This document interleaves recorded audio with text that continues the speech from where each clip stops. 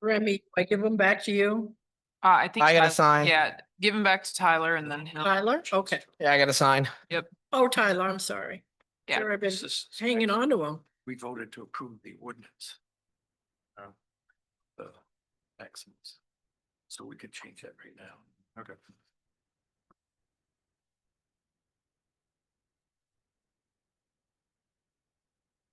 Is it something on the minutes? Yeah, What is it? there's a change we're gonna make to the minutes. Okay.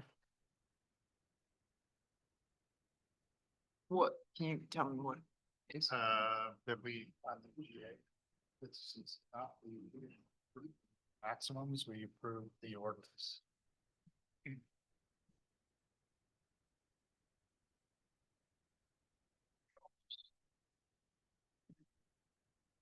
That's. And some order for Tyler here. Thank you. Okay, we'll call the meeting to order. And start by pledge of allegiance. Out the way. Oh, there it is.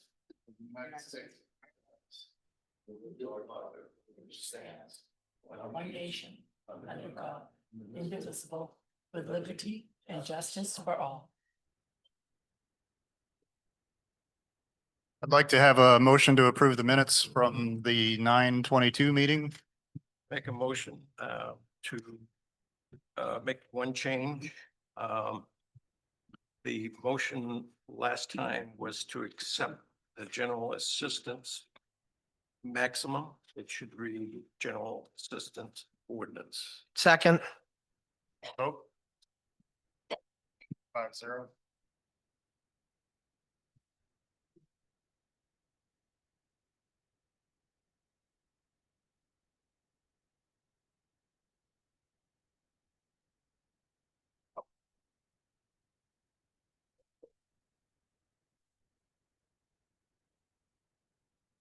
Okay, we're going to start tonight's meeting with a discussion about winter road maintenance. Our last select board meeting, the Paul Brown spoke about winter road maintenance and left us with some questions, and Lee and Kurt are here tonight to answer any questions that we might have.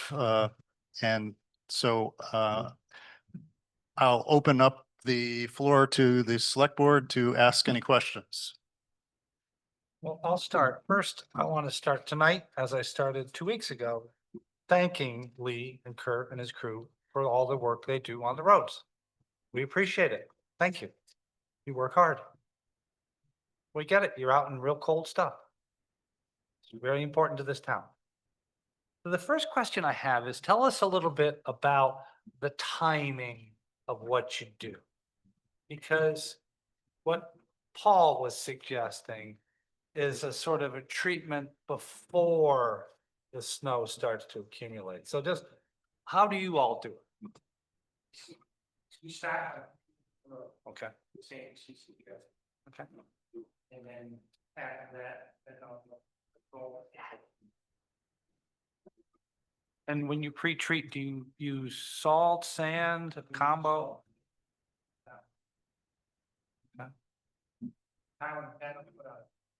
Okay. And what's the ratio now? This year. 4-to-1?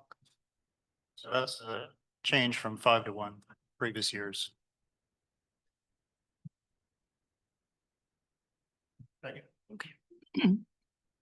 I would like to know if you, history of why the main DOT does not plow the North Road. How did it become put in the lap of Mount Vernon? I've asked the question several times and I've gotten no answers. My understanding. State that the main highway, or the equipment.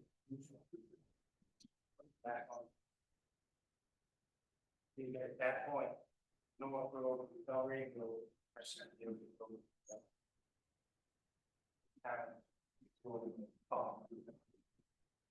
Peggy, that's state aid road. So the state does all the maintenance on that road. You had said the maintenance, Yes, yes. they do all the maintenance on it. We have to do the plowing. And there's no option to go back to the state with their new budget, new people they've hired and say, can you take care of the North No. Road? They, There's not an option. so state aid, we get, I think it's about 47,000 or about $50,000 they pay us. Mhm. And that is to help do the snow plowing. Okay. And So if we were to do that, that amount would go down. Is Right. that what you're thinking? Okay, okay. All right. I guess that's something I didn't know because I figured 41 is plowed By the state. by the state. And that seems to be just as important a road, North Road, as 41. So, okay, okay. All right, all right. Well, I was hoping we could do something to alleviate that. Yeah, Yes. be nice. I guess not. Well, did you have a chance to watch the Paul's presentation? What, ask you, from that, did you pick up anything is this something that you just like, we do it all already, or were there some things that you said, oh, we should maybe think about that? The only thing that I would say, we don't do the sticky salt, we don't do the salt brine. Or calcium brine. What is all that? Yeah, it's no offense. But as far as the pre-treating, you said when you saw that, you said to yourself, that's what we do already. Okay. When it starts snowing, you go out, you sand.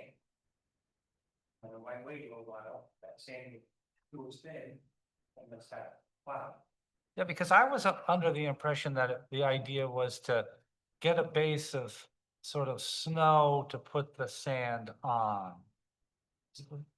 But wait a bit, Yeah, it's all, I don't want Otherwise. to do anything without point. okay, It's not gonna happen, so. Okay. It's that problem, then.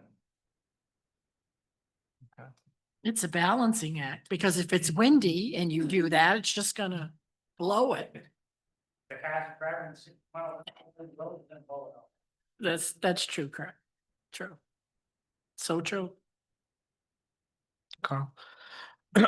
So mine's kind of on, the part that I took away from the presentation was on data analysis. And kind of tracking how much salt we're putting down. Do you have a way to calibrate the machines? So that way there we know how much sand and salt's going down per mile. So we can track how much we're using per storm. Okay. And I wasn't talking about the electronic control, but actually calibrating the dispense rate on the existing hardware. We do that. The equipment. Okay. And do you have that data available so that we could look at what? Okay, okay. Right. It's more to look at an average and a rate of dispense. That's so that way there we could say is the actual rate of dispense versus what we're seeing for outcomes on the road. Is there adjustments we can make on the rate of dispense to improve areas, say, coming down on the, was it Cottle Hill? Wells Hill and those areas. We could look at the dispense rate and make it, help you guys make adjustments there.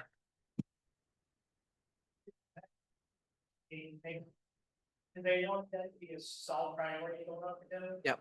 Because they didn't want their new river rat to be put in, get filled up and same.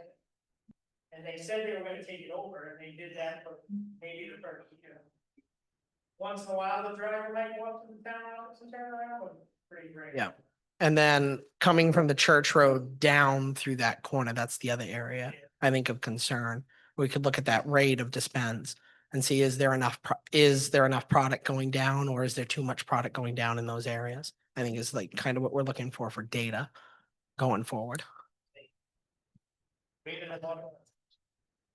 Sanders having a clicker in them. Yep. So the driver, usually they're like, oh, getting we don't trust them, slow down. So he'll manually turn the sander down so they're not wasting material. Yep. And then it's just, like you said, balancing it. Is it melting the road or is it getting icy, is it sticking Yep. going what to do? And then if it does, when you adjust. Yep. hold the gear. One of the comments that was made by Paul was about using only salt on dirt roads or gravel roads and only, yeah, The other way around. no, it was, There's it only was sand on dirt roads. only sand on dirt roads, yes. If I said that wrong, sorry. And using salt only on paved roads. Is that something we do or can do or? Okay, Kind of shit one way, kind of shit another way, so all kind of, all of the other. okay, Generally speaking, we don't put it much down on the dirt road anyways. Crack, not crack on their bad. right, And there are dirt. In an ice storm, something like that, oh, yeah, sometimes we'll dig into the pile that's outside, and just strip sand. At that point, you're not wasting the salt, right. so you put it down and sink. Sure. Well, yeah, his point was that putting salt on a gravel road was kind of countering the idea of keeping that road frozen. So, create problems, Yeah, right, exactly. It also creates problems on paved roads where they're all cracked. yeah, more salt, put that, Yeah. goes down the crack and paving. Breathe, all, bunch of paving up, and you got problems sometimes. So in terms of the transition from 5-1 to 4-1 this year, do you think there's something that we all ought to be looking for in terms of changes in, you know, the after snowfall effect? Is it, do you think we're going to have more melting and better road, you know, or clearer roads? The Or, higher mixture of that melt back, okay, so that's the primary thing, is that it'll melt faster. Okay, will achieve the bare road credit, will, that, more. right. Or less. Yeah, it seems like the sand is still a critical piece. Yeah, especially on the hills like coming down into the village. Oh, you don't track. Right. Yeah, but I thought that was really. I thought that was really strange, though, that I would have thought so too. But when we asked Brown about the towns that were really doing it right, he said they had shifted to 100% salt. 100% salt. Did you hear that? I kind of, I didn't know what he, because I had never heard of that. I don't think this town has a tax base for revenue for. Well, let me ask you this, will you? If you think that the 4-1 is better than the 5-1. Would you consider coming back to the select board and to the town and trying to beef it up to say 3-1 the next year? In other words, if we're seeing a real difference with this salt, particularly the pre-treatment, guess we'd be open-minded to 3-1, right? Does that kind of make sense to y'all? It's going to come in a different way. We put the salt up at 4-1, and then we also have salt fire in there. Yeah. So when I go down to North Road, see it's gonna be icy, I might add salt to that. Okay. And might not get. Okay. I didn't know that. When you go down, one of the things that I've seen is once there's some snow on the ground and you can see the sand, is there just one wheel that sort of spins down the center, or do you disperse it through the whole lane? Sometimes it feels like it's just like right down the center. It should, in my opinion, the road is big. So put it in the center of the road, no matter full travel, and then throw it out there. Get flat police stuff. Yeah, that was a comment Paul made as well, that it should be in the center and Okay. it's. Some of the trucks have when you're facing Kansas. Okay. Okay. Like most of the state all of the snow spreaders. Some of them don't even have spinners on them, they just have a chute. The sand comes out of the truck and it just puts the line right down the center. My cars push it over. And the cars. Yeah. Okay. Right, that's what they do on 27.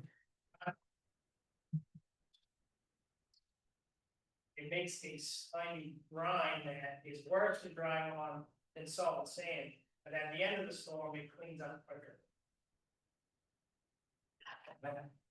That's one thing that we tried to do for quite a few years, limit the amount of salt we put down during the storm, I understand it sticks to the road. But in my opinion, it's a lot easier to drive on the road, without this one. Watch the, eventually throw you back. And I run up the road. I follow them, we have a little crack, four-wheel up. So you get 2 inches of snow on the road. And with slushing, it might go like it's 4 or 5. I do see that. 14 years here, I do see that. I don't know if other towns do that. I'm not saying you're wrong.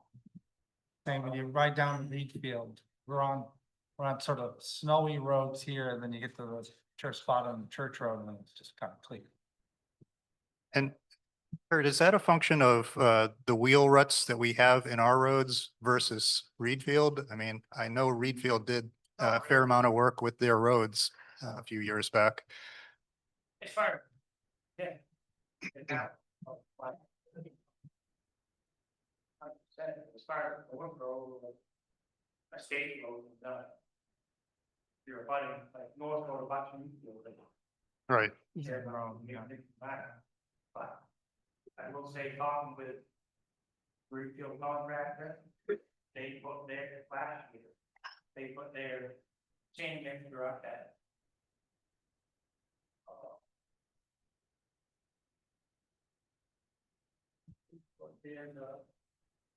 At 3.6 to 1. And I was told that that is put in the shed that night, and then as soon as the storm hits. Almost every storm, they add 2 to 3 buckets of salt on top of that, Wow. making their mixture down to 2.25. Yeah, that's interesting. Some of it is a turnaround. That's half the distance to go. So that truck can make 2 passes on that same road versus this truck going all the way down and coming back. So that makes a huge difference. We've got 5 trucks doing 52 miles of road. It's a lot of Reedfield road has with a crew of 5. 20 something miles. Yeah. So that's something to look at the next contract. We could up the number of trucks. Something like that too. Yeah. Some of you gotta look at the budget. Too. As we plowed on over the years, we've always been mindful of not wasting time material. It might have made our job easier, but we're like, we'd rather wear out, we put our own cut edges and this and other things, more fuel than just dumping the salt and sand into it, so then that's off of that. So my question's right on the post storm, when we get cross breeze across the North Road as well as the ice buildup. In the contract, what are the mitigation steps that you guys take to mitigate those areas? Like I know it might have been the year before, but there's a lot of ice buildup through the Belgrade Road going towards Augusta, and then of course all the snow blowing across both the Jacobs Farm and the Hall Farm. Is it drifting and then post storm when there's leftover material on the road, not snow and ice, when it builds up on the edges, forcing everybody into the center? How do we mitigate that going forward? And what steps can we take to mitigate that within the contract? Are you referring to So pushing the snow off? So there's edges? the winging it back, but there's also I want to say it was 2 years ago. There was a heavy buildup of ice after a storm. Basically, you'd see where the ruts had come through where the cars were, and then you had snow build up in the middle and on the edges. Yeah. Right. Fair. Right. And my question is, how do we mitigate that as well going forward? Yeah.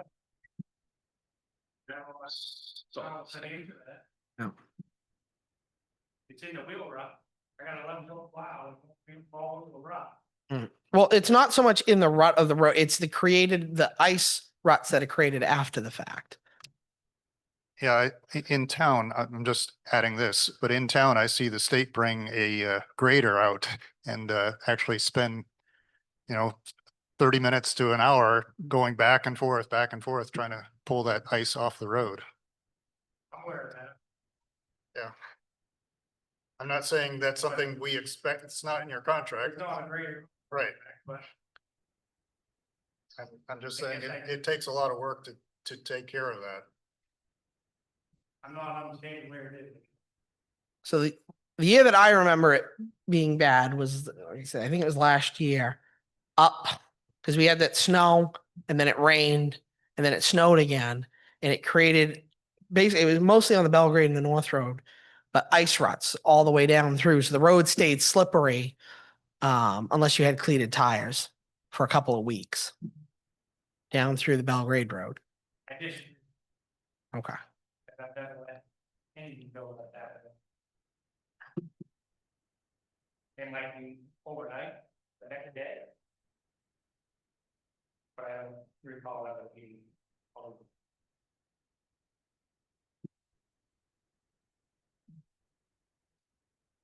No offense. The only thing I can do is put down. We'll talk about this guy. Right, call. Right. Nothing else on the contract to do something than that.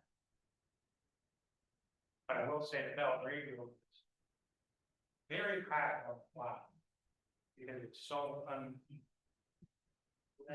very nice and respected. Like from the village all down to probably almost with the old road, the road is shaded so bad that it's even with straight salt, sometimes I don't think you get it without all. Like you would roads that could be, you can drive home and see the sun come through the trees and that's what's there. I was reading right inside. Yep. It's like it's bad. So, Y'all think we help with that? yeah, my question, right. My question is with the salt, how low a temperature does it work at? I mean, obviously, if we have an extended spell where it's really cold, it's not going to be very effective, but I would say about 14, okay, 10 on it, something about that day. right. I could put all this all down. At that point, we put more sand in, I think, for the slippery, it would still be white or something like that, but it wouldn't be quite fast. Yep. Say that when it gets super cold, when they can't get it out, they will get sand from one of the kind of spread that out, right? And then deal with it once it melts up. Yep, great. Anybody else have another question? I have another one, but. The question I have is in terms of snow fences. I know we chatted about that briefly, but can you give us an overview of why snow fences do or don't make sense on, for example, the North Road or places where it's windy and brings snow in almost constantly? Fire the whole time. Yeah. Last year, that river was 10 feet tall. So we're gonna put up a 4-foot wide fence. Some point gonna hold top of it. And it's not really. At that point. It's not gonna stop every bit of the snow coming in the road, so you're still gonna have a problem. And in that spot right there, I don't know where you would put it, other than the. There's trees in front of that. So try to stay within the state right away, so we don't have to ask permission. You gotta have got trees on state road, put some town money into that. Or if you put it in the field, she said yes, she said no. Right. That's her decision, not mine. But Who would buy it? Who by the fence? Yeah, well, Yeah. clearly, we will. Yeah. The town should buy the fencing so they could use it. Yeah.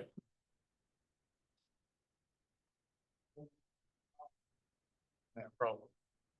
How often do you ride around? Take it again. For another town? Not very, but not very often. No. Okay.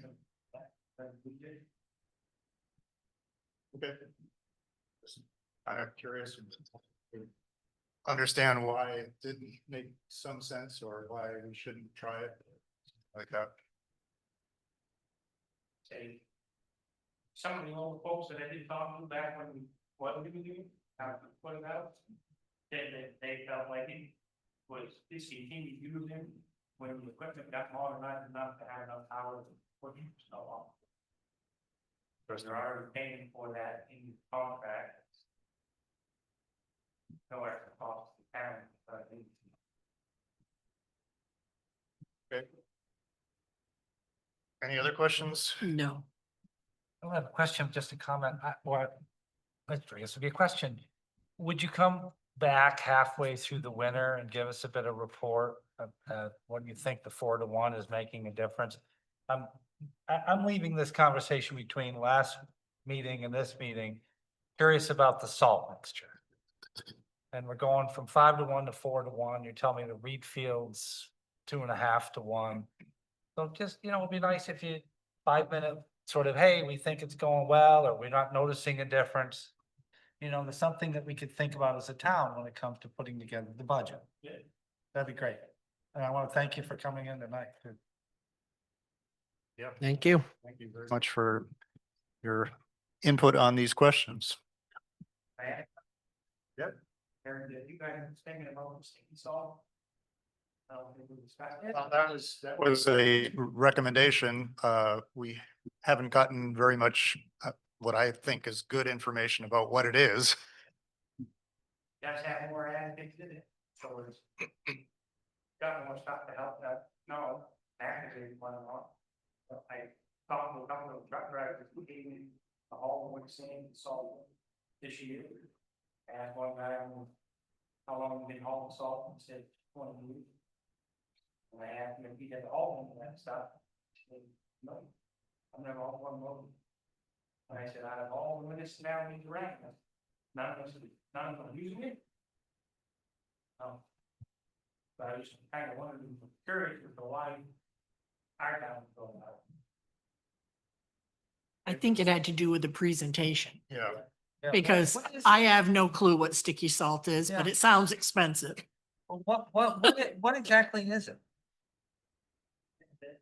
Supply. He told me that Norton Salt used to, and they stopped doing it because it melted in their yard around the pot.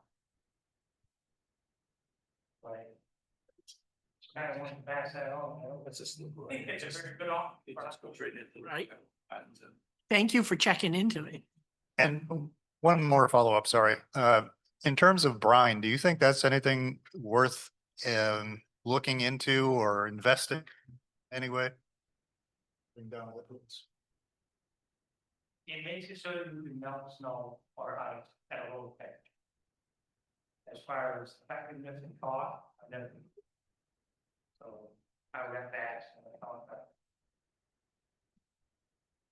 Okay. We can add cost of that. Sure, yep. Be added to the contract, whatever else, when the town will have to get something for it. You can't get all. Right. Further that, put it in the crowd.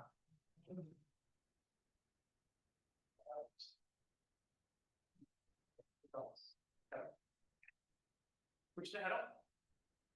We're talking about the state, they don't really calcium them. They take the salt and they put it into tanks and they break it down and they make a solution from the water and salt. That's how I describe it. So truly just a brine. Yeah. Cause it's less harmful to plants, baking. Seems like maybe particular hills, right? Yeah, I live on the North Road. I don't know, how, was there 5 or 7 accidents on North Road last winter? I know people drive too fast. They drive too fast. I know that. But there are a couple spots in town that seem to be really bad. Jenkins spot where the wind blows all the time, that's a bad spot, the hall area, yup, Belgrade. Maybe there's some spots where we can, of someday use Brian on that, just to keep that. If you do in those lots, it's gonna create much time. It's all doing without snow. The wind blowing across the road, the snow blowing across the road. It usually adds motion, that's. Yeah, the wind spots, yeah, Building. yeah, I can see that on the. I look back, I see that off the road. I drive by, I think that's. Then 300 other vehicles going out. They go off the road. Yeah, but So that if there are particular spots where it just happens year after year after year. We gotta get around to it somehow. I mean, we could tell people, believe me. My wife wants to put one of those signs that tells you how fast you're going, you know? Yeah. Right in front of our house, but. You know. There's a lot of accidents on the phone. Fatal ones too, as you know. They go back. Yeah. Oh, yeah. Oh, yeah. Yeah, there have been some fatal accidents on that maybe 10 years ago. But, None of that one, they're No, I was on fire back, wow. well, of course, there's that one kid was killed.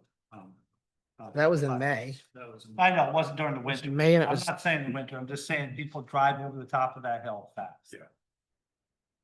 You know, fire, No, I just meant the North Road, to that particular spot down Cobb's Hill has been the source of a lot of accidents. Carol, and they drive too slow.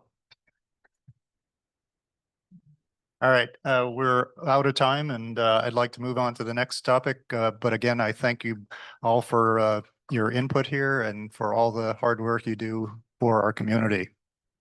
Absolutely. Thank you for educating us. We need it. Thank you. Okay, our next topic is going to be about some concerns Bill Butler, as our CEO. And so, Bill, I'll hand the floor to you. Would you please? Can you use the mic? So. Yeah, would you mind using the microphone? You can bring it down to where you're sitting.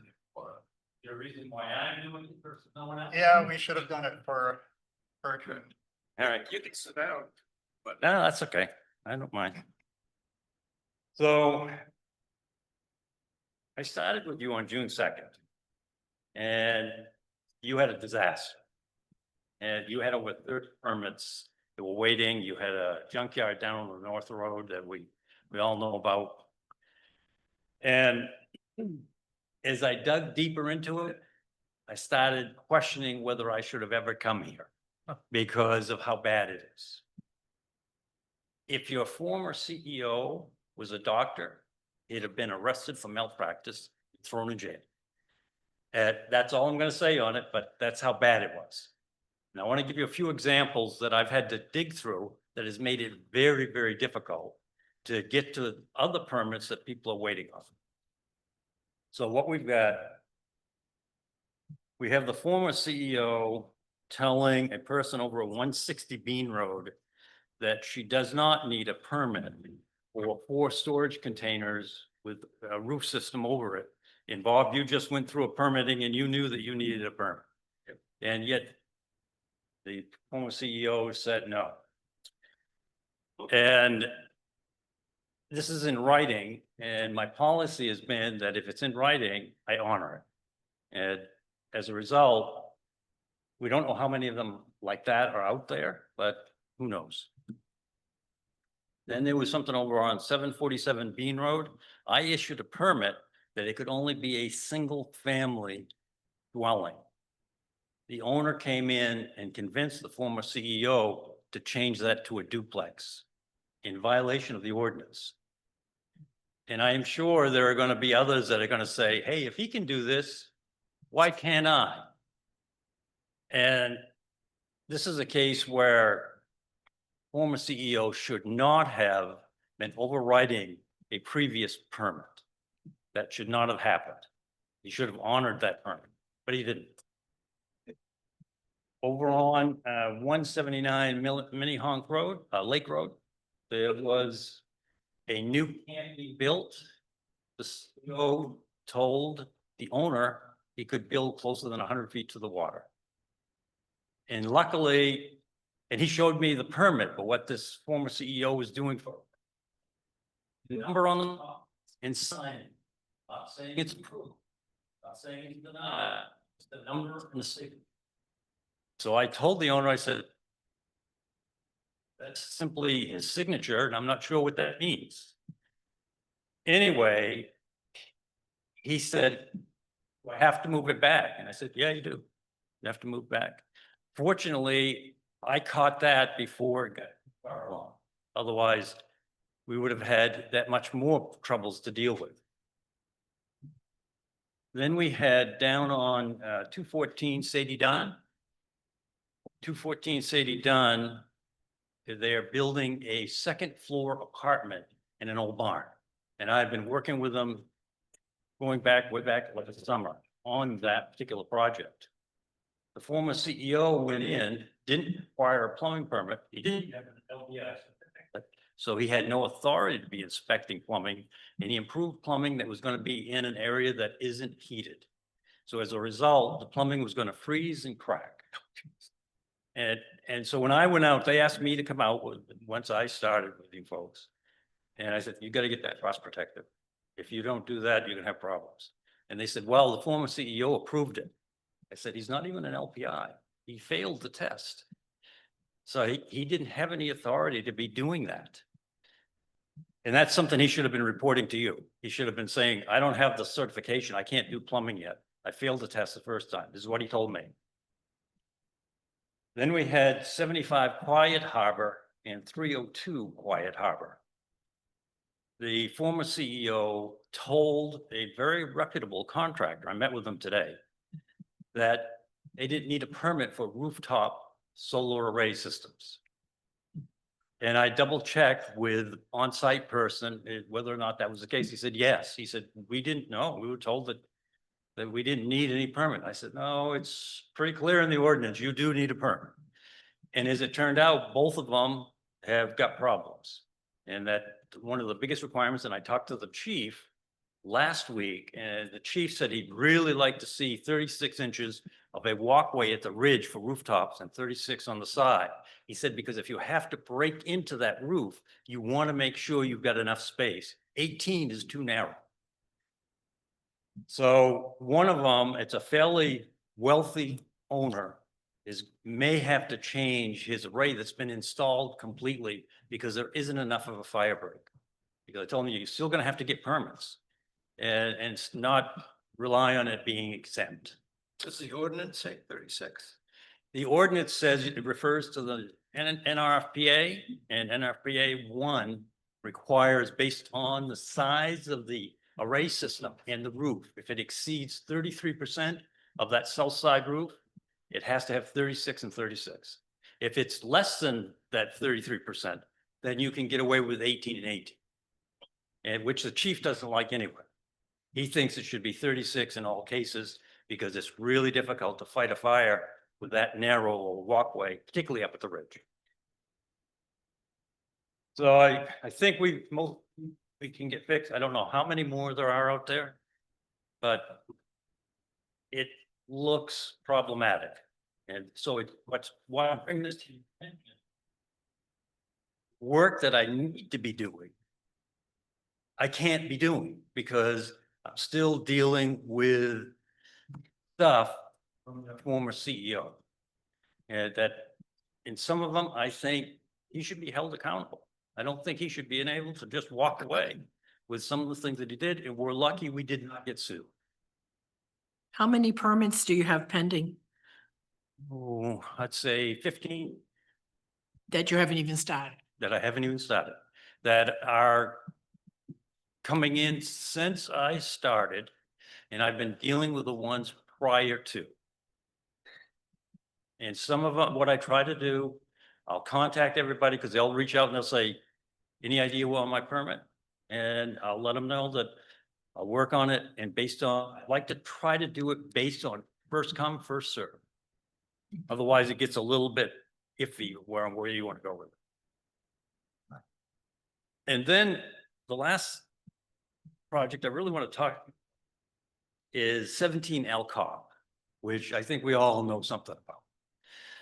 And this person is from away, very well educated, the property owner is, and got, in my opinion, fraudulent information from the former CEO. She was under the impression that she was not in the shoreline zone, even though it's down on Belgrade Street. And even after I explained it and Colin Clark at DEP explained it, she still got caught up with the fact it's called a stream.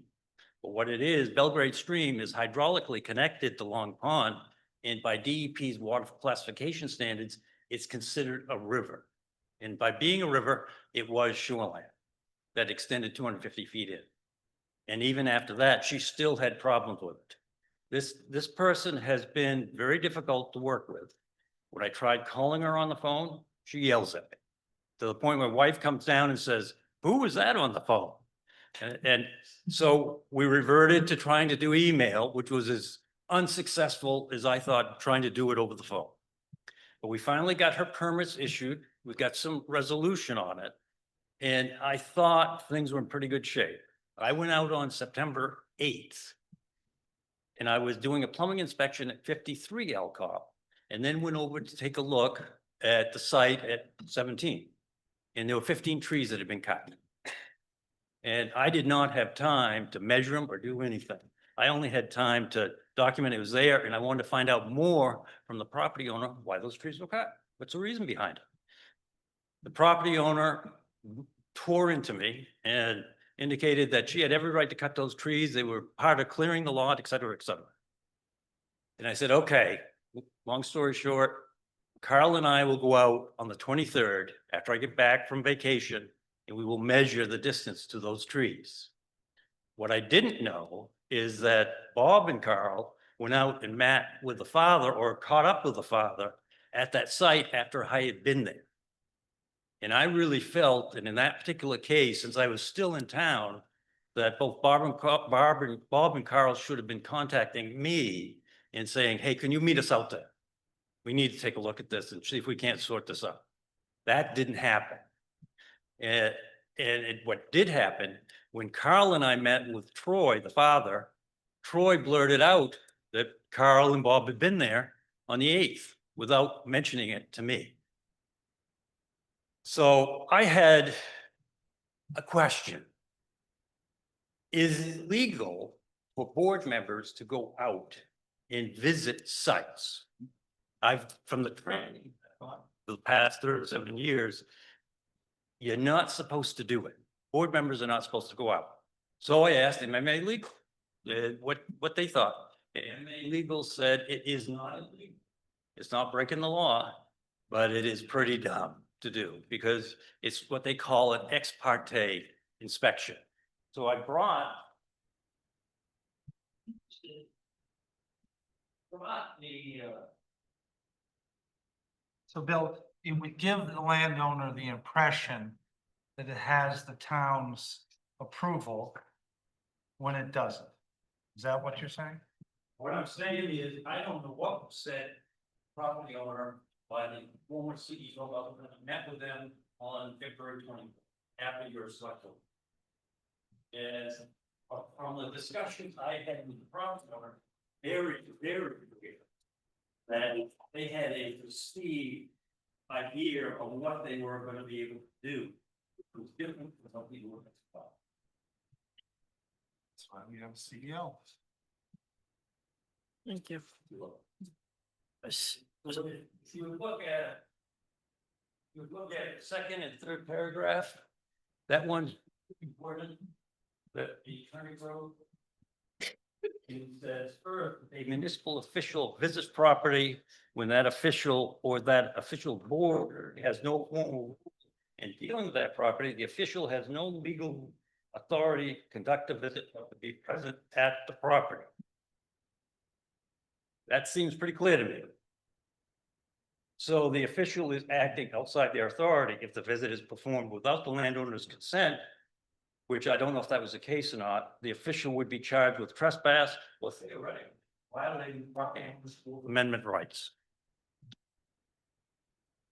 And then he said, overall, a practice like this seems very questionable and illegal, unless it is provided for an ordinance or charter.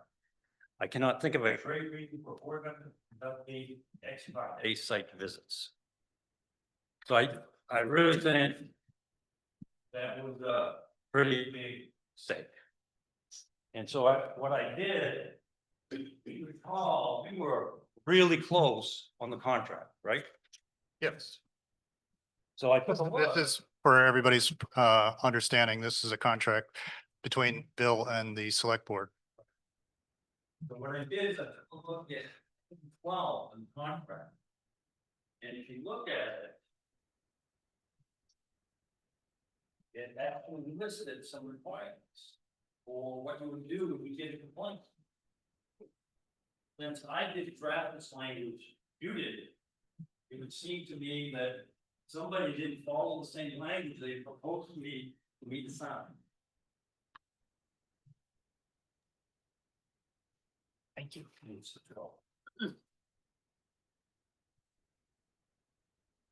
What it says. Which I thought Carl did a good job, or whoever it was that wrote it.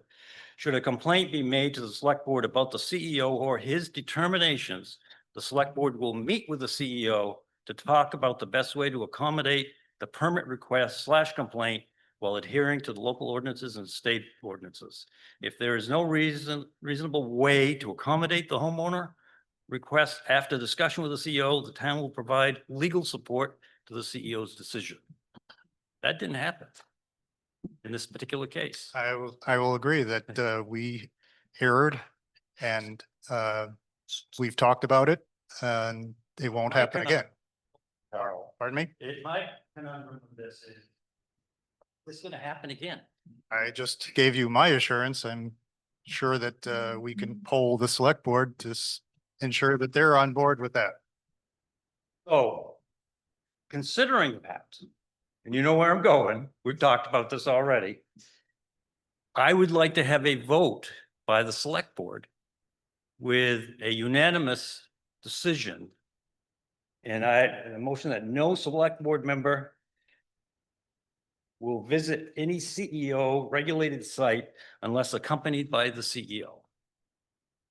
In addition, texts, phone calls, or emails regarding a CEO regulated site shall be shared as soon as possible with the CEO. That's what I need. I have a question with that. What if the property owner wants a select board member to come out? You can't do it. That's the whole point. You cannot do it. Can we get Tom? They're not gonna go behind us. Uh-uh. I'm not. I hired you, we elected you to run the town. That should be one. He is an employee, you're an employee of us, right? Are you an employee of us? I don't know who us is. Town. The town. Yes, that's correct. Yeah. So you're saying that the boss should watch you, or there's a problem they come forward. There's better than him. There needs to be professional etiquette and appropriateness with doing that. Anyone goes out to a site, I'm working on, because I'm the one out on the limb. Let's get this. What do you keep going? That they don't know. They're my boss. Okay, let's we're not having a discussion per se. Tom, you asked a question and I think it's an open question, but it's. If you don't not a vote debate. on it tonight, I agree. quit. I think I agree with what Bill is saying. I don't I expect to go. I'd like to have more clarification on the correspondence part, Bill. Going out to the site is of no, that's fine with me. I think we can all agree with that. I'm not speaking for anybody, but I'm concerned that if there's correspondence between the applicant and the select board, certainly you and I have had multiple conversations about what was going on with this particular situation. But I'm not sure that sharing the correspondence from the applicant or sharing is something that I am ready to commit to at this moment. It's what's in the draft contract right now. Uh, It's in the draft contract. I don't see that. It just, the contract says we would meet with you in the event there is a dispute. I'm sure, I'm certainly, In the I event would, there is a complaint. I would certainly want to have a conversation with you as we did. This particular situation got very heated, very aggressive emails going back and forth. And We saw them. And that, I don't know that I should be required to share every one of those emails.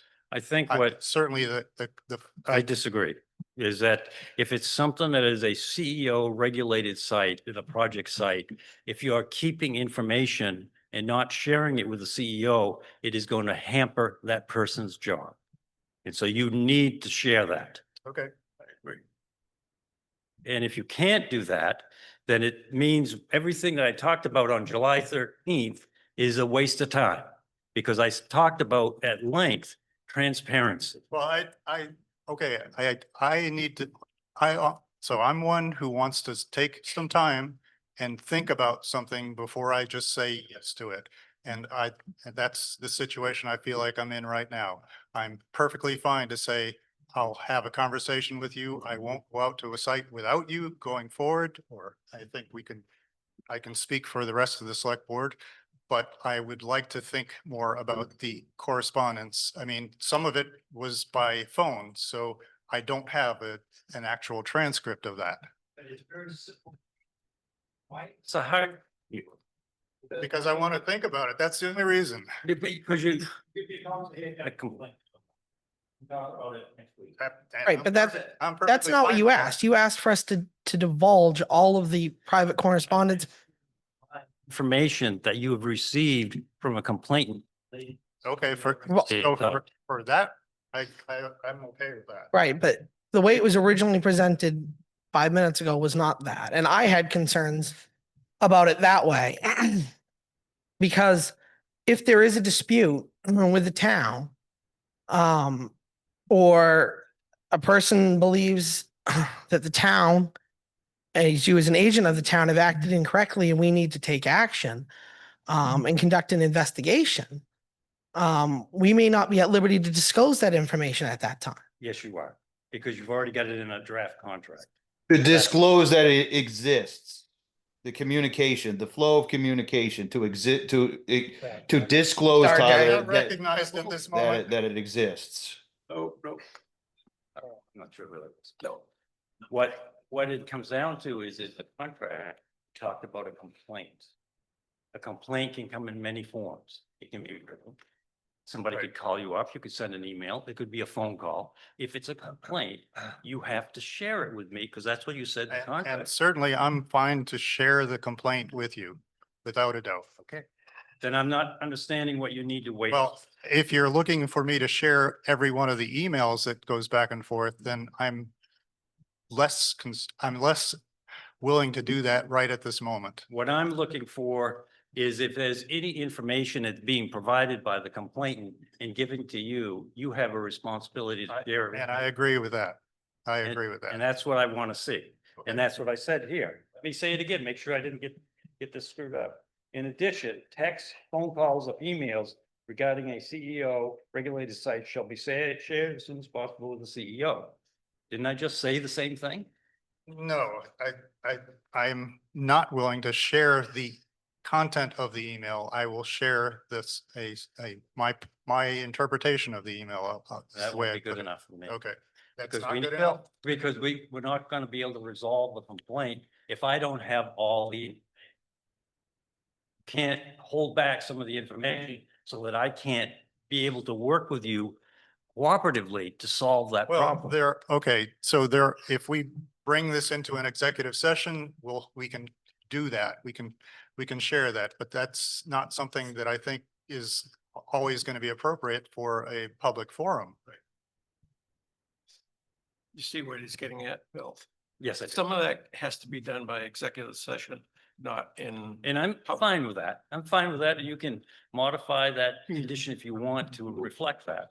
But one way or another, you do need to share that with me so that I can be able to answer it. If you have people providing you information and you don't provide that back to me, how am I supposed to answer it? Oh, again, everything in terms of the, the, the complaint is something we should share with you.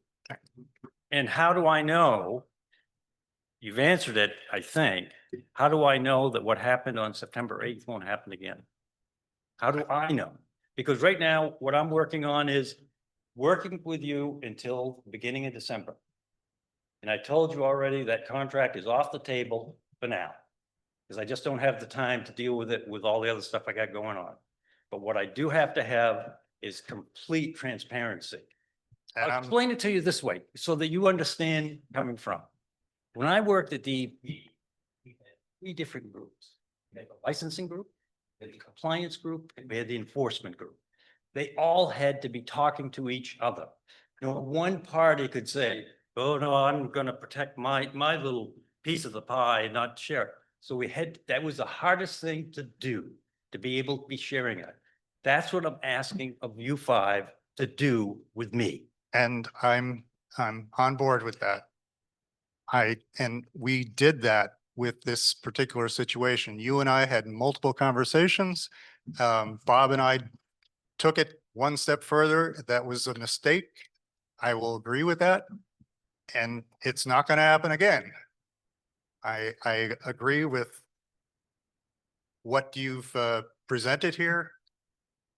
And but there might be certain circumstances where we can only meet in an executive session because it's really about you as opposed to about the site.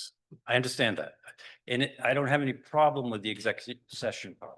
I think that's very reasonable to do. But what I really want to make sure we nail down hard is that there is going to be a clear transparency and communication back and forth. And let's face it, as the chair, your role is to run the meeting. That's what your role is. You have no more power than any other person sitting at that table.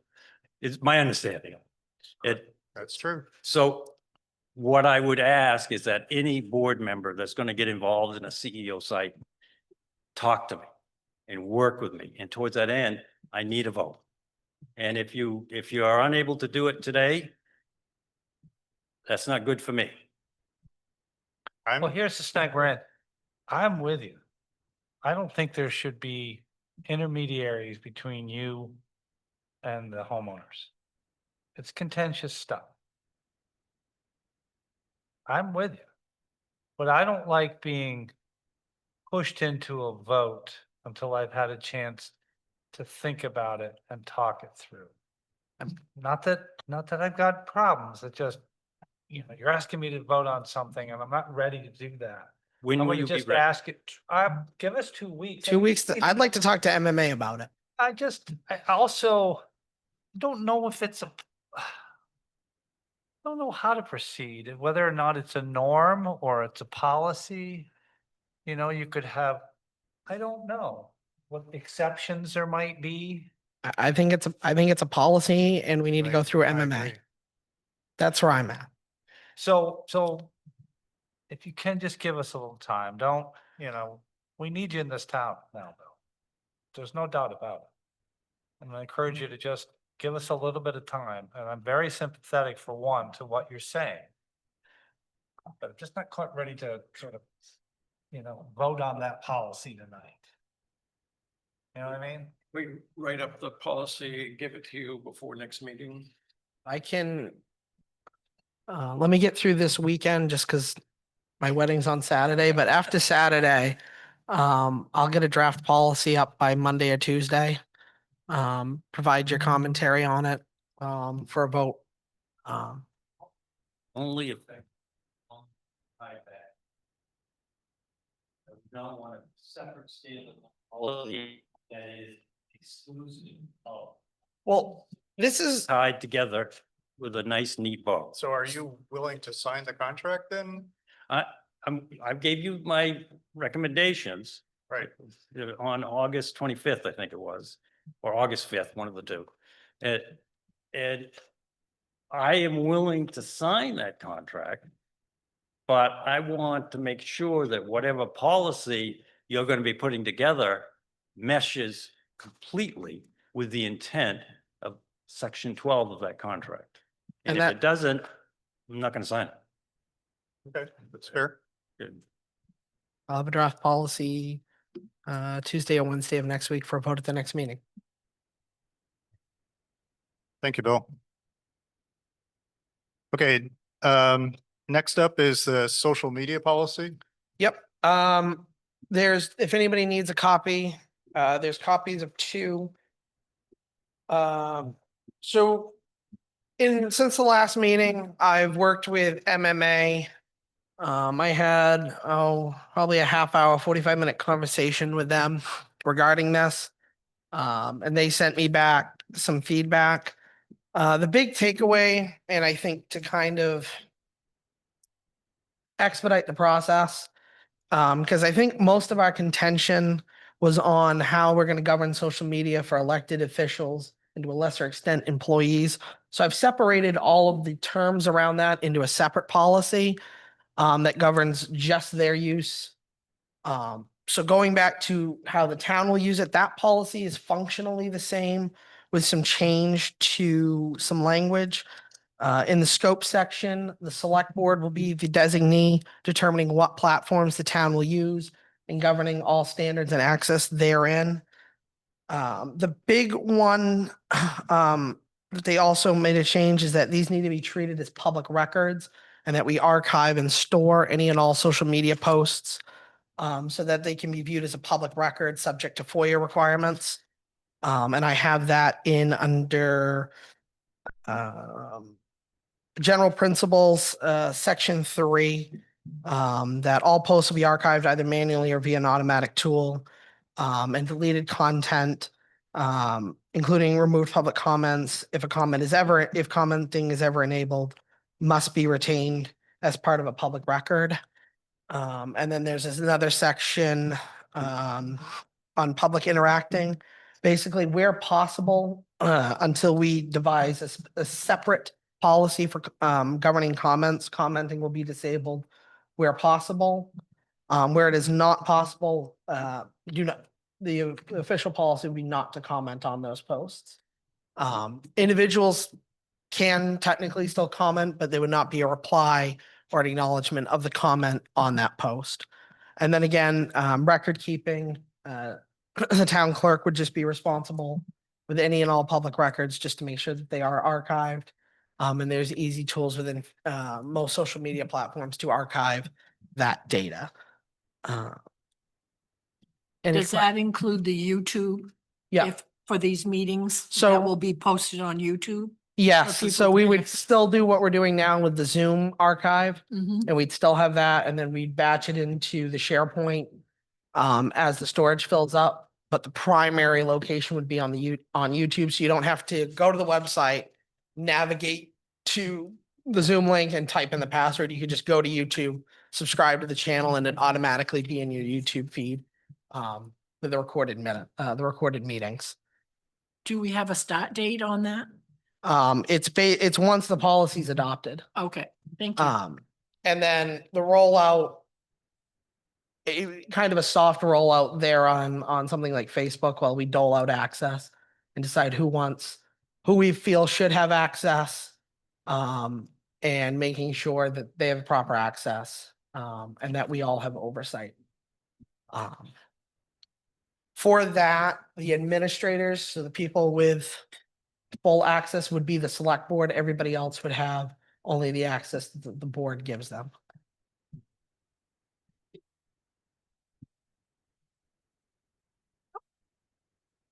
Any other questions here? Okay, Tom? I've been thinking about this issue on social media, and I give you the handout that happened at last week in the town of Presque Isle. about social media and what happened with them. Very malicious stuff. Was said to, about the members. Some people stalked, one woman's been stalked, on social media. I think social media has its place, but I don't think in town government. We already have, if they want information, they can go to a town website. Allowing the public to comment, you're opening up a Pandora's box of future things that shouldn't be said. I mean, anybody can say anything they want, even though you're not gonna respond. I agree you shouldn't respond. But they're gonna be able to say it, and once it's out there, 10 other people are gonna read it, half of them will believe it, and you never, it's like opening a pillow with feathers. You're never gonna get back all the feathers about what's been said. And I'm not gonna disagree in that case where stalking occurred. What I think this policy does to mitigate that is instead of Kelly or your mom or Megan posting that the dump is closed, or the town office is closed, or any of these other things on a personal social media account, it's coming from a town account that you don't know who posted it. We know who posted it because we know who has access to that account, but it's posted from a town source that's verified and controlled by the select board, that we can make identifiers so that people understand that this is information coming from the select board or our designee. I think when you have individuals posting about official town business, as in pushing information out, like the town office is closed, like the transfer station is closed, or hours modifications, things like that, I think that's where you run into a lot of those challenges and those concerns, rightfully so. I think this eliminates that, and then we can have a broader discussion about how individuals use social media within the town. So Facebook, you can't disable comments. However, you can create filters so that you can ban certain malicious terminology. Right, so that's a lot of it. Yeah. So I'll ask a question. Let's just imagine that the town office is closed for some reason. And it's posted on social media, town office. Couldn't there then be this escalation of ugly comments about how often the town's closed and we shouldn't do that? It just builds and builds and builds from that one post versus it being on the website where it's just factual and done. That's what you're talking about, Tom. So that's my question. There is a sizable subset of citizens of this town that are younger, that are not privy to that information. And by having these other avenues of communication, you're able to bring that information to them in a more convenient and easy to go manner. I mean, we're in a town of 1,500 and this is the most people that's been at 1,700, sorry. This is the most people that have been in our meeting in the last year. We're not getting information out through normal channels.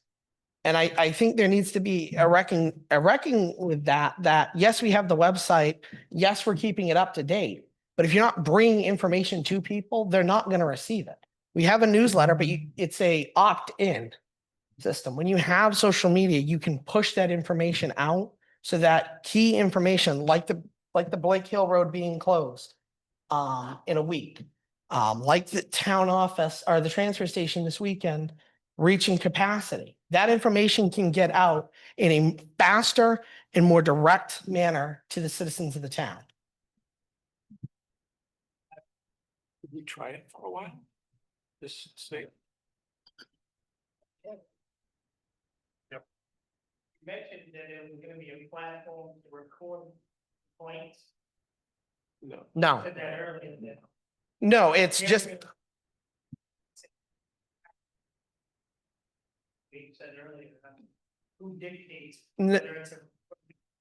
so. No, the posts themselves have to be archived.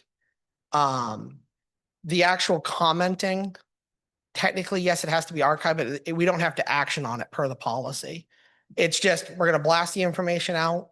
And the information's already getting out. When the town office is closed and there's not a post, people are already commenting on it. If you have an official post that comes from the town, it's a lot better than a post from a personal Facebook account pushing out the same information.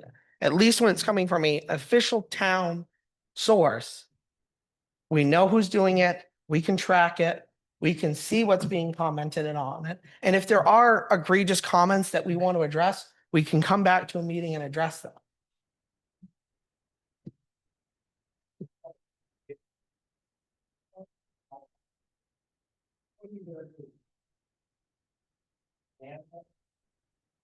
So I think there's a couple of avenues. The Supreme Court ruled 2 years ago that you can't, if somebody's commenting on a post, they have the First Amendment right to do it if it's allowed on the platform.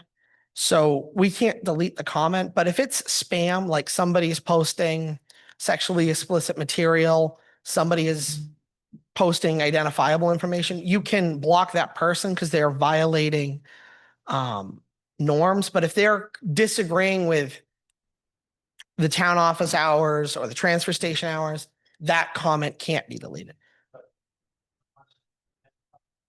Right. Right. From the out there. For the, that's my point. Oh, yeah. You're just going down a hole. That But you can't see what's coming. Or what people- the- I guess where I'm at is this technology and these systems are around. Other communities are using them. Reedfield is using it. The school board is using it. The state government is using it. The federal government is using it. It is a tool to bring information. And yes, there are downsides to it. There are downsides to everything. But when we're not bringing information to people where they are, I think we're losing out on public participation, or at least keeping more people informed.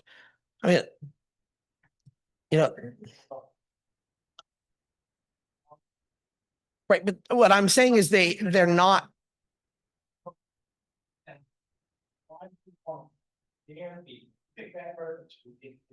I'm not advocating anyone be banned. I'm saying if you go and post sexually explicit material or you're posting spam, that content can be removed. But if you're commenting on the post, where it's allowed on YouTube, it can be disabled. So we're really talking about Facebook. The purpose of the town page would be to blast the information out, and that's the information. What people do from there, we're never going to have control. But we also can't control somebody going on their personal page and sharing it to the town group, spreading this information. There's no way we're going to combat that. The best way to combat that is to put out our own message through an official channel. And that's what this would do.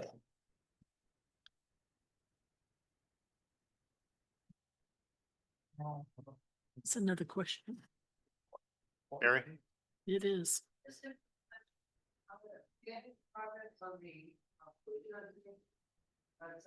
No, we haven't implemented it yet.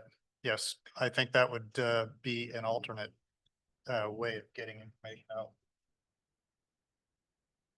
But I mean, I'm in favor this idea that we can't turn commenting off, which I was under the impression we could until tonight with Facebook.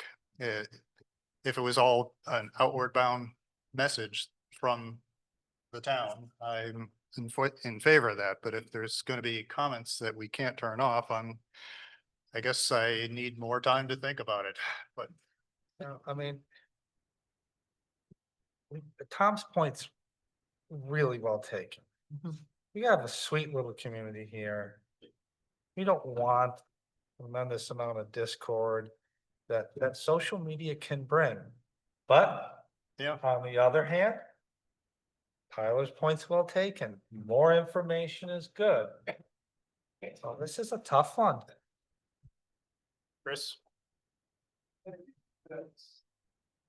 Starting the forum was good, whether we like it or not. I think the most important thing to me is that the website have a very easy, findable, recognizable place where really important stuff, road closure, or other things people want to know is authoritarian, where it's pronunciation. That way, at least if I want to know if the road's closed, even if I see some Facebook thing, I know I can go to the website and see. Because there's some information where you could get mixed up in a Facebook stream. And if that's the only place you can see that, you might not get the right information, so.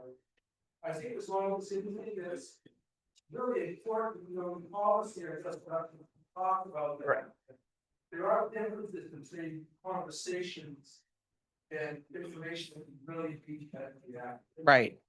And to that point, in the policy, all posts would link back to the website. So that way there, it's bringing people back to the authoritative set of information and they're not solely relying on it, but those that just want to see what's happening can see what's happening, and those that need more information can come back to the website and get the authoritative information from the website. Carl, sorry.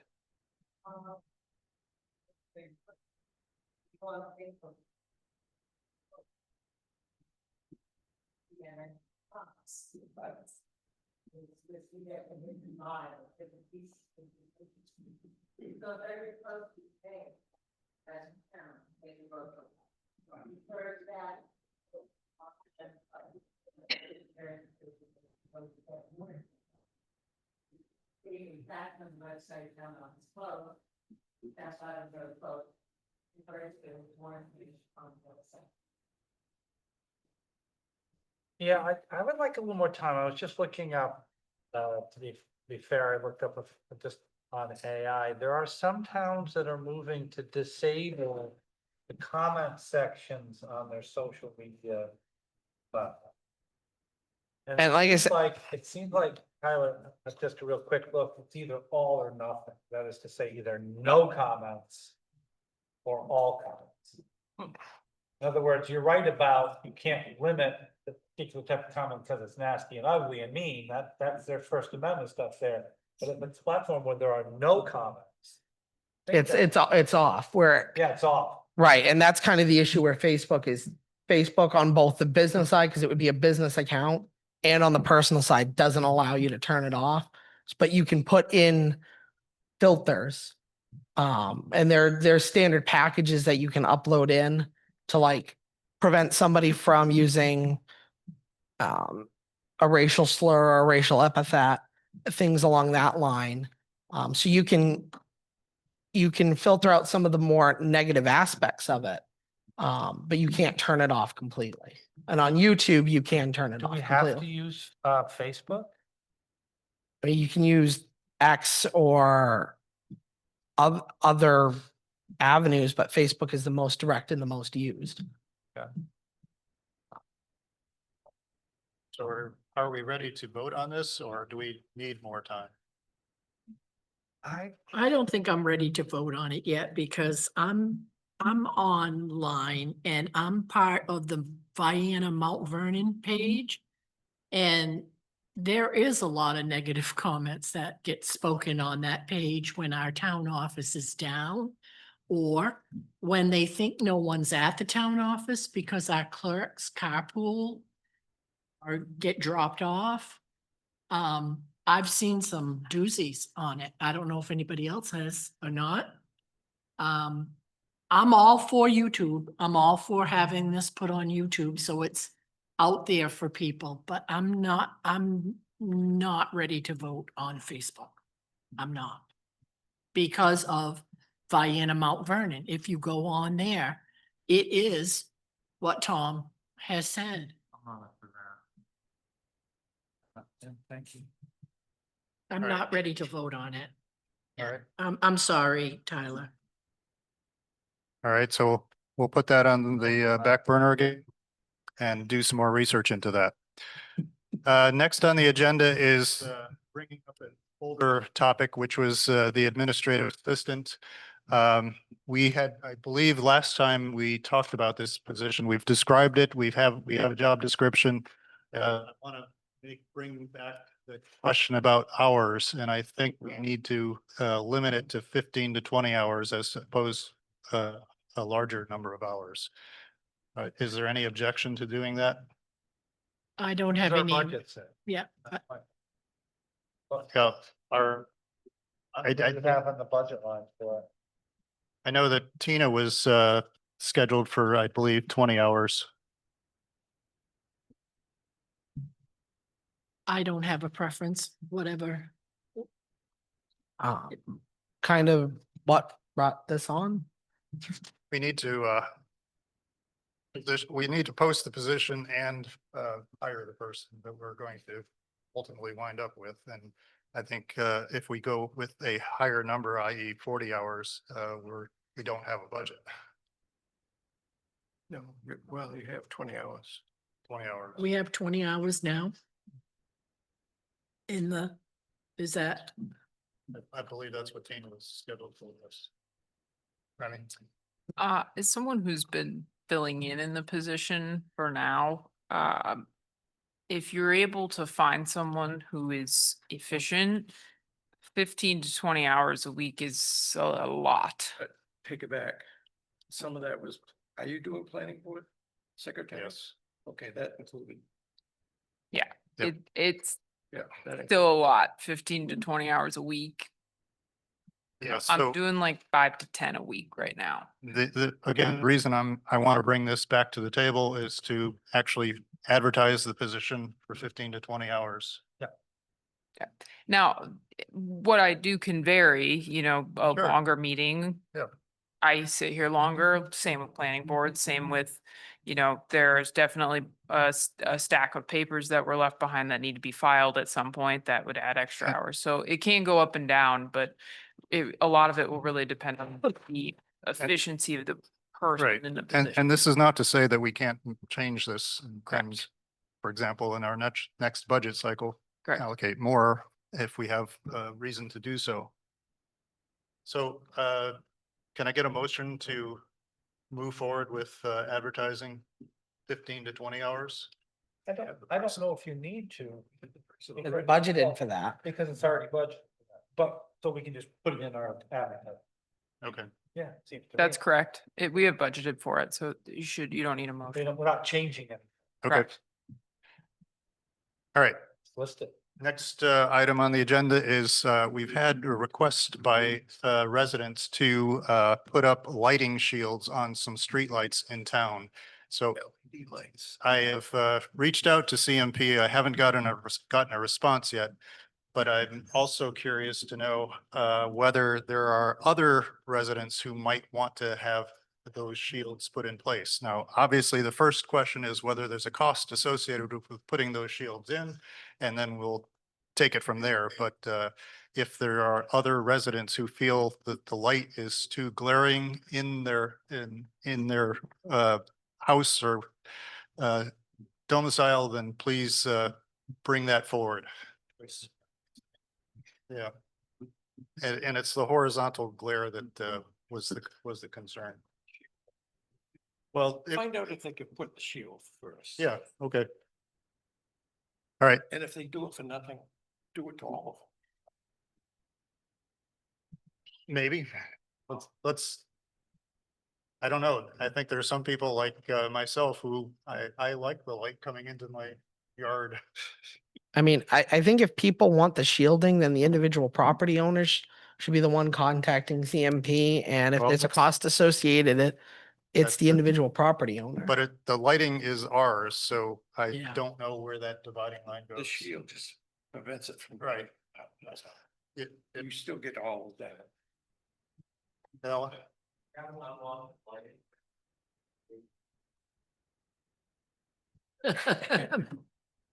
Good thought, Noah.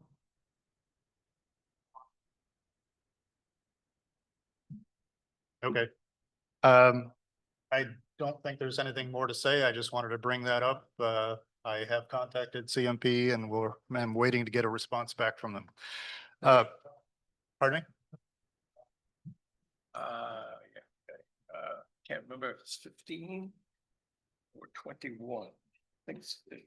It's in the town, right? In the village. Yeah, there's some, two at the school. Oh, a couple of okay. Other intersections.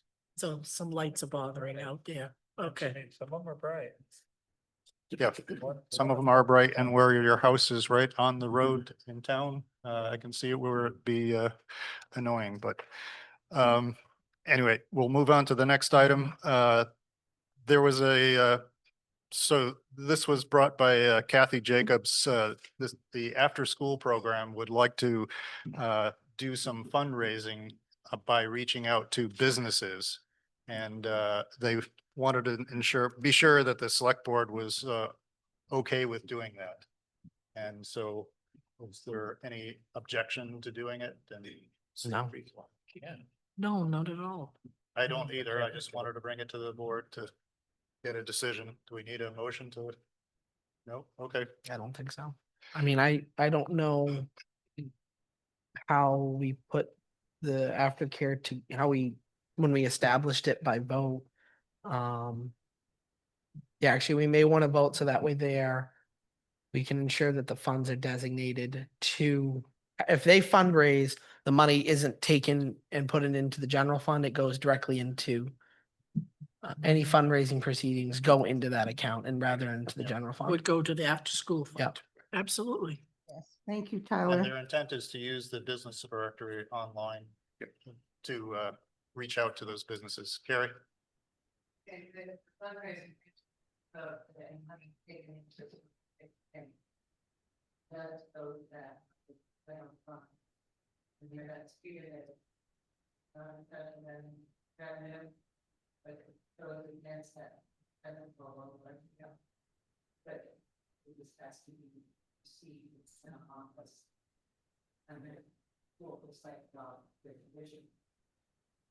Right. So, when you're taking money in for a donation, businesses, like a 501c3 club or something. You can't pick that. Okay. I don't want to see that, past it, that will. It would be supported by baseball cover. That's the. Okay, we can have that conversation with them about that, yeah, because there might be a way around that. Is we could partner with CP, They should know the that. community, we could partner with the Community Partnership Corporation. Dorcas As has a it- question.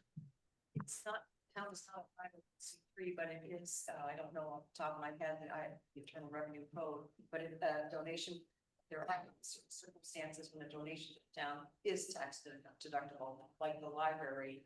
Right. If it's for I think the general well-being of the town. Right. Yeah, it's not a 501c3, but, and it just, it's donations. Right. So that information could be provided, maybe not as a tax receipt, but just where to reference it for tax records.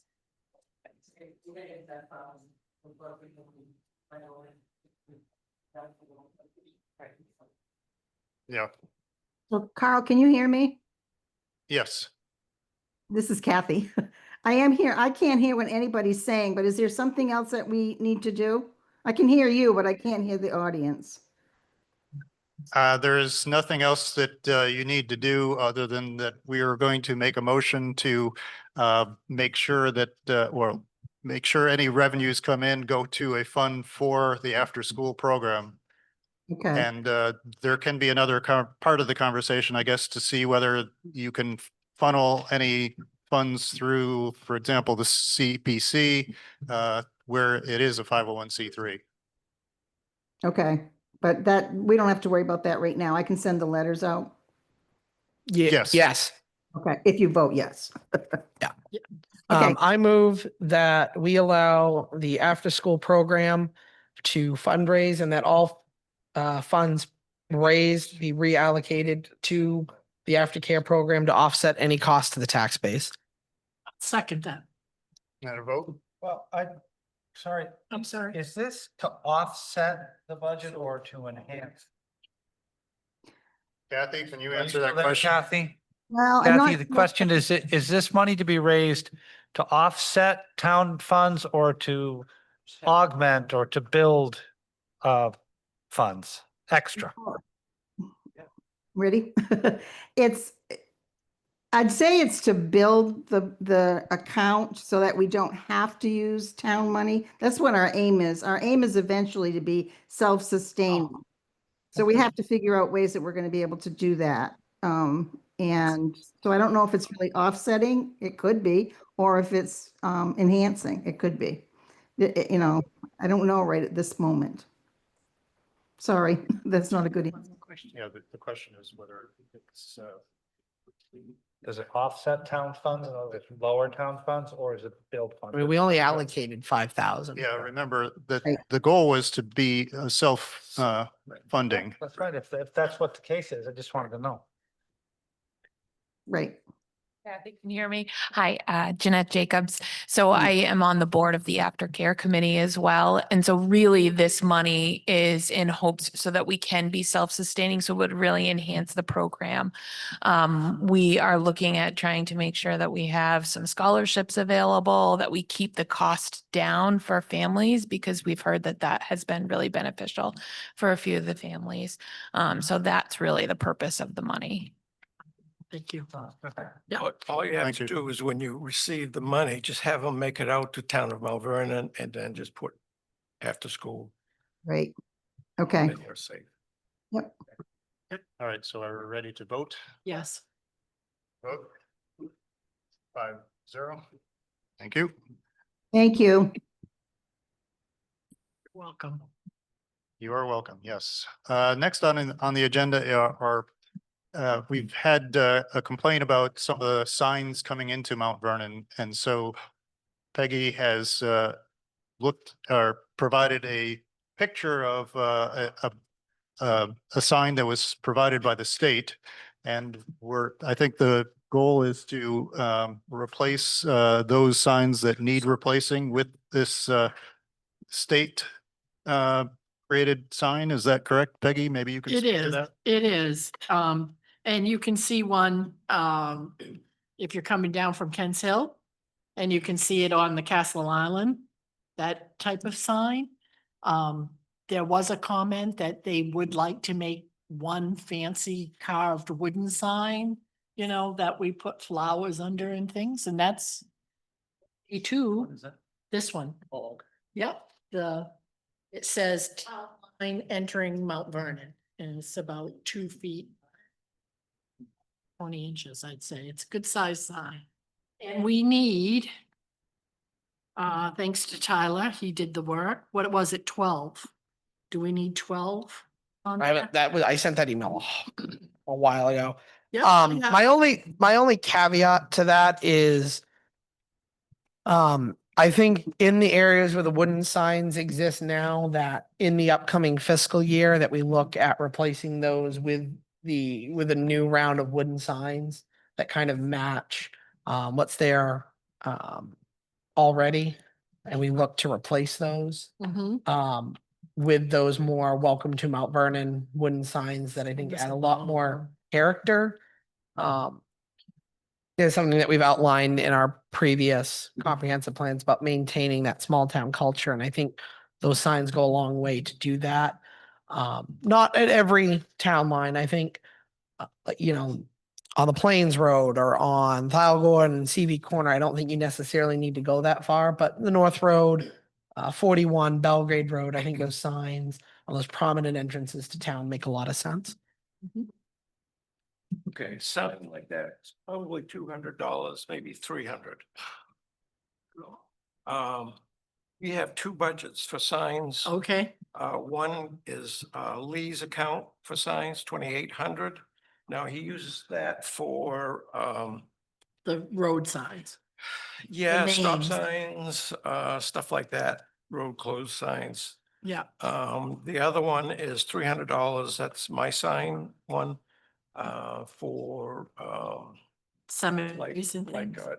an added road Oh, okay. road sign. Yeah, Lately, I haven't been using it. I think the last 2 years, I haven't spent it at all. But We don't have. a lot. $300, Yeah. $300, so you could buy one sign. Okay, Yeah, Well, we know there's one sign that's really pretty dilapidated. yeah, I think Yeah, it's that's the that one. North Road. yeah. I think the North Road's the worst, because 41 at both ends, one at Flying Pond, and the It's one, in good shape though. right, that one's in good shape. Yeah. The one on CV Corner is in good shape. Yep.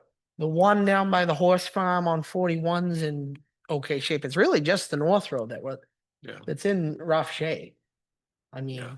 It's too bad. It's a nice. I mean, I would just say that we hold off through the winter and budget for it, budget to replace that particular sign with with a new wooden one come Similar to that one. budget season, I think. And then on the other roads where we would like more town line signage, then I think we, view those on a case by case basis with the state sign. Yeah, it'd be interesting to see the difference in cost of those two types. It's probably gonna be like $1,000 for a wow, wooden one Yeah. okay. by the time it's painted and installed. But I think, going forward, I think we have to replace this one now because it's dilapidated, but setting money aside in a sign account, whether it be $100, $200 a year for maintenance of them going forward. Yeah. So we're not barreling down the line of having to replace one because it rotted out. Right, This way here, we can either keep rolling that account. So that way there it builds up and we come down and 2 or 3 years from now, another one is rotted out. Well, we've got some money built up that we can replace it versus now we have to fully replace it versus just doing remediation to impact weathering events. okay. Wood ones came out during the bicentennial. Yeah. That's when they got Wow. put up. It's been a while, Oh, it's been a while. yeah. Sounds nice. Mm. When was that? 90. 96? When was it? 92? 96. The bicentennial in town. In 92? 1792? No, the town was 1791. So the bicentennial would have been in 91. 91. 91. All right, well, I guess we should wait to next budget. Okay, I didn't realize they were so expensive. They don't give them for free, huh? No. they no, don't. All right. okay. Thank you, Tyler. The next item is, we talked about this during our last select board meeting that recall the Minnehaha Lake Association asked if they can get names and addresses of people in town to use for fundraising. And I checked with MMA on this one and they advised against doing that because if we do it for one, then we're obliged to do it for any organization that comes to us. And I don't know that we want to do that. Charge. For the copies. No, just creating a list that we provide to anybody. And the question is, are we willing to do that? I mean, it is not against, let me say this, it is not against the law to give out names and addresses. That was stated previously that it was against the law. It is not against the law, but MMA does not recommend doing so. Why don't we just limit it to only? Because I know the fire company has gotten it in the past for their fundraising. Right. And I think there is, I think there can be a very simple policy around it that it only goes to like nonprofits that are directly tied to the towns. You couldn't give it to like, I'm going to use Seven Lakes because it's a multi-town organization. Or 5-mile, 30-mile Rivershed, but the CPC, the fire company, the Minnehaha Lakes Association, where they're organizations that only benefit this town and they're fundraising to benefit just this town. I think that's where you have an exception to be made. Is there organizations that are helping boost our town and they're trying to help spread their message about what they're doing for the town versus an outside group coming in and doing work. They may have to pay for it. As long as they pay for it, I don't have any problem. I'm tempted to say yes because of what you said, Tyler. but it's gotta be yes or no, that is to say, any group that claims they're working on behalf of the town would have to have access to the list.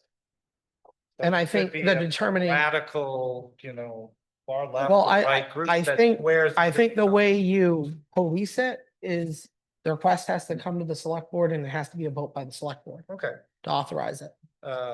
Can't they just, that's sort of, sorry, can't they just take their mailing to the post office for bulk? Yeah. Yes. And no lists are given out. Right? Yes, that's correct. That's true. so we're saying no, what you're saying? I'm saying no, no lists are given out. Post office has an avenue where you take bulk mailings. And I get them all the time, occupant. You know, Yeah. so- Okay, Went through. yeah. I like it. I think on situations like the CPC, like the fire company,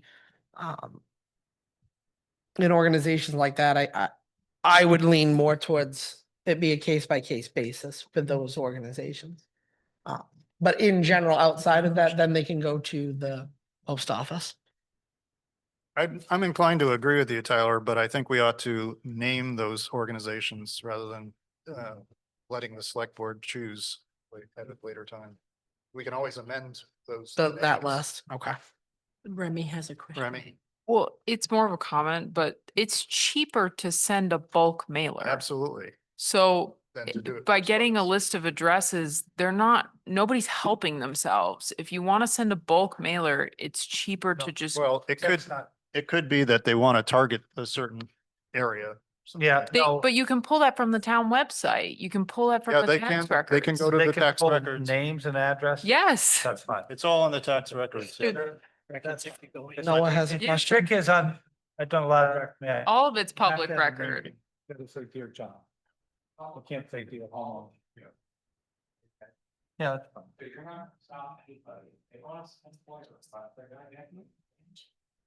Well, I don't know that we are required to give lists. We can give them specifically what they've asked for, but I don't think we're required to give lists. That's what MMA said, was that you don't have to respond to lists. It's more work for you guys to make a list. If they want Right. addresses, they can, it's all public record. I don't think that the town needs to be expending resources on that. All of our tax records are online through the Harris system. Okay. Unfortunately, it's not easy to download. Okay, so we're going to just leave it that we don't have a policy on this? Or, Right, and I would like to have the minutes reflect that an organization could use the bulk mailing. Can I have that in there? Thank you, Remy. okay, next on the agenda is that we've asked Dorcas to provide an update, a high-level update on where we are with financials. Dorcas? Yeah, if you would. Okay. It's a download. So I've been on the job just a month now in this part-time position as treasurer, having a lot of fun learning. And thanks to people like Carrie Casey and Kelly Hutchins, who was here earlier, and Remy French, I'm doing fairly well, still got a lot to learn. I've have learned that we have the Sage 50 financial system, which is formerly known as Peachtree. That is one of the financial sets of financial records. Also the Trio system, sort of running simultaneously, but with different information. Sage has the legacy general ledger information that we'll need to use for the June 30th, 25 fiscal year 25 audit. And then at some point, we'll want to fully implement the Trio system, which right now has transactions. And there's a little bit of maintenance that we need to do to make sure that everything's posting properly that everything's captured in Trio. But also they'll need to have a project to get beginning balances set up because I'm just looking at Judy over there, remembering back in our key bank days, system conversions, you don't just have one system and then stop using that and start a new system. You have to have a conversion of his history, starting balances. So that's what hasn't happened yet in the Trio system. So I think I personally will have sort of dueling priorities with getting the books closed for FY25 and addressing the auditor's list of 80 document requests that they'll want before they start the audit. And then at the same time, work to understand with the Trio team, this will need help from Trio. Hopefully they have some consulting folks to figure out how we get that system so that it's up and running. I am getting a lot of questions about what's this balance, what's that balance, and I know that's very important. So I've drafted a temporary spreadsheet process that I hope we can implement until such time as Trio is updated and we have reliable balances. But I've listed all the town warrants, and I'm hoping that we can drop each warrant amount by line item, by article into that spreadsheet so that we'll have a status, manual schedule status of where we are this year until we get everything up to speed. But so I still have a lot to learn, but it's been a fun few weeks. This part-time position could easily be full-time to start, but. Well, thanks, Dorcas. Thank you. Just for everybody on the select board's knowledge, we are meeting with Trio tomorrow afternoon to answer some of Dorcas's questions about the budgetary system. And then we'll talk about implementation of payroll at some point in the future. So if anybody wants to attend the conversations, let us know. Anyway. You're looking at Pat. He's looking at If me. you want to. Oh, I look don't forward- Is it Not gonna my be Zoom? deal. Yeah, it's going to be, well, yeah, it'll probably be Zoom. If I there's- believe Chad is coming in. If you can record the Zoom, just so. Okay, will do. So I'm not getting, can already you taken too much put speaking into up. Trio right now the warrant articles so that Kelly will have a balance for each? Like on the transfer station, we voted for $100 and something $1,000. Can that be put in so as the warrants draw down, we'll know what the balance of that is? That can be done. But what I'm also finding is that the disbursements, not all of the disbursements for the town are currently being captured in Trio. We are capturing amounts that we pay by check only. So we need to catch up a lot of transactions that are posting directly to our bank accounts that haven't been posted yet. So that, yes, theoretically that will work, but it'll be a project to get it to that point. Remy? Sorry.